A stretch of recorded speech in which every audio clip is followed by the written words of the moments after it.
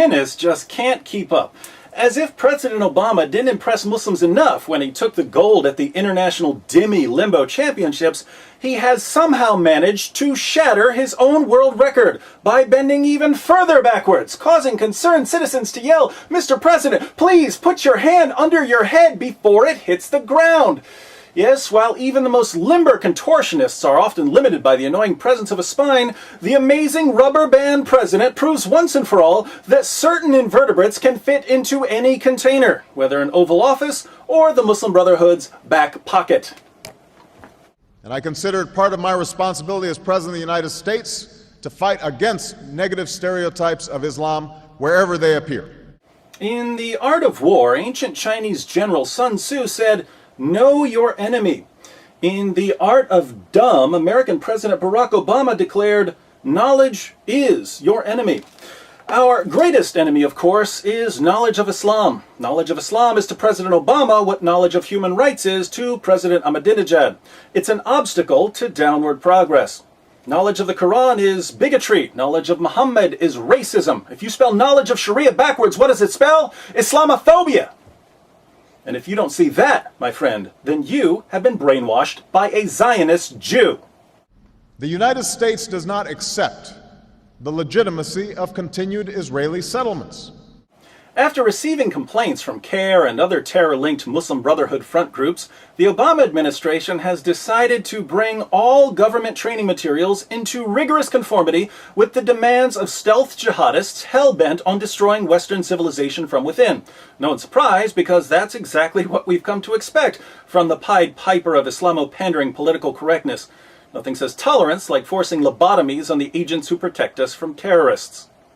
We will convey our deep appreciation for the Islamic faith, which has done so much over the centuries to shape the world. Obama's spokesman for the latest upgrade to his lemming approach to national security is Dwight C. Holton, who said of the new strategy, "I want to be perfectly clear about this. Training materials that portray Islam as a religion of violence or with a tendency towards violence are wrong, they are offensive, and they are contrary to everything that this President, this Attorney General, and Department of Justice stand for. They will not be tolerated." Well, Mr. Holton, if you're going to eliminate all training materials that portray Islam as violent, I guess you'll be eliminating the Quran, the Hadith, the Sirah literature, and all classical Muslim commentaries from your required reading list. But just in case someone accidentally brings an actual Muslim source to one of your training sessions, I suggest getting a venti bottle of whiteout so you can cover up things like, "Fight those who believe not in Allah. O Prophet, strive hard against the unbelievers and the hypocrites and be unyielding to them. O you who believe, fight those of the unbelievers who are near to you and let them find in you hardness. O you who believe, do not take the Jews and the Christians for friends. They are friends of each other. Be not weary and faint-hearted, crying for peace when ye should be uppermost. Muhammad is the messenger of Allah, and those who are with him are severe against disbelievers and merciful among themselves. The messenger of Allah said, I have been commanded to fight against people till they testify that there is no God but Allah. The Prophet said, whoever dies without having fought or having thought of fighting, he dies on one of the branches of hypocrisy. The messenger of Allah said, whoever meets Allah with no mark on him as a result of fighting in his cause, he will meet him with a deficiency. The messenger of Allah said, I will expel the Jews and Christians from the Arabian Peninsula and will not leave any but Muslims. Allah's messenger said, if anyone changed his Islamic religion, then kill him. Now, we obviously can't let government agents know about these passages. If they find out what Islam commands, they might be able to predict what Muslim terrorists are going to do, and someone could end up preventing the next Fort Hood massacre. And we can't have that. Our diversity is too important.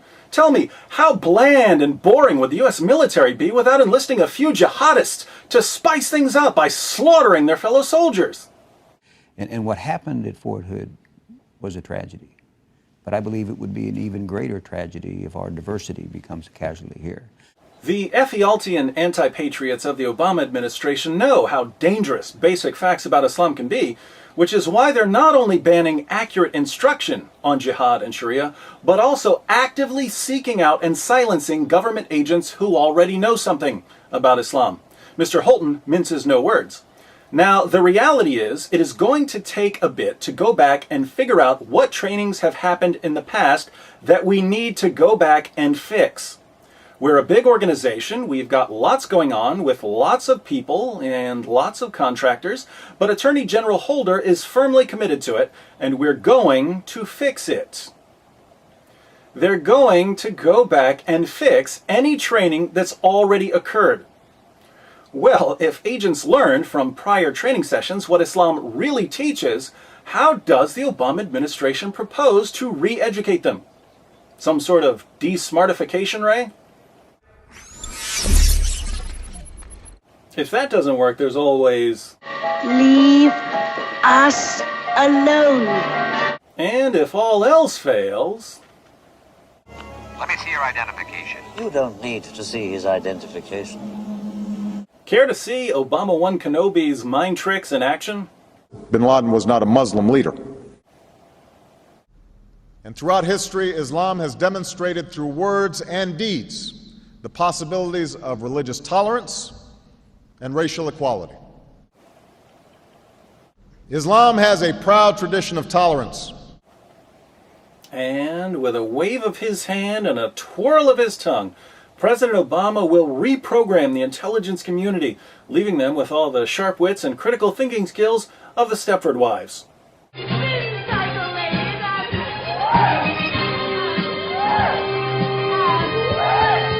With the world's fastest growing religion calling for our violent subjugation and Western leaders more interested in petting the foxes than protecting the hens, our future may seem a bit Alamo-ish. So, is it time for depression and despair to set in? No, because we've reached the point in the video where I refuse to end on a sad note and instead turn things around, inspiring you to take action. You see, America and other Western nations have been through the fire before. My family was fighting for this country before it was a country. The French and Indian War, the American Revolution, building a nation from the ground up.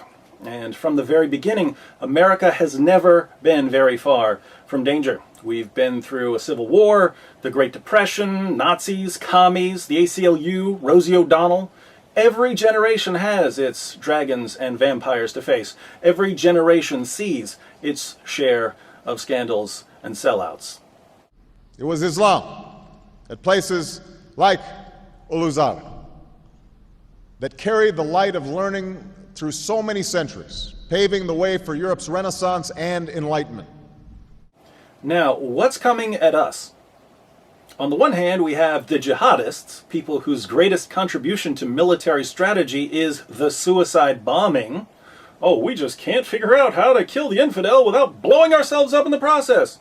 These guys are one step away from inventing ejector seats for helicopters or screen doors for submarines. They're not deep thinkers. And on the other hand, we have the Obama administration and the media, people who would run from their own shadow if that shadow were ever to make a true statement about Islam. The anti-American dream team, then, consists almost entirely of cowards and morons. The only way we could ever be defeated by a force like that is if we do absolutely nothing. So, let's not do nothing. When the president strives to impose willful ignorance, paradoxically, on the intelligence community, we should strive even harder to spread accurate information about Islam. If the president goes a mile for the Muslim Brotherhood, we need to go 3 miles for freedom. When the president adds a brick to his wall of deception, let's take down 5 bricks. That's how you defeat a campaign of misinformation. Partnership between America and Islam must be based on what Islam is, not what it isn't. I'll be doing my part this month in honor of the president's decision to blindfold agents who really need to see where to pin that tail. We'll be having Jihad Awareness Month over at Answering Muslims. Plenty of articles to read, new videos to forward, maybe some pamphlets you can print out and pass around. But whether you get your information from me or from other sources, let's all make an effort this month to learn a few essential passages from the Quran and the Hadith, to share those passages with others, and to work just a little harder than the media-endorsed, Obama-approved Muslim Brotherhood front groups that seek our annihilation. I encourage everyone to get involved with some of the organizations that are standing up for human rights and educating people about jihad and Sharia. Organizations like the American Freedom Defense Initiative, Stop Islamization of America, and Act for America. Teamwork definitely has its advantages, especially when the stakes are so high. And finally, I don't care if you live on Mars, make sure you attend the Jessica Mokdad Human Rights Conference coming up in April. This human rights discussion needs to take place, and there's no better place to have it in America than Dearborn, Michigan. See you there.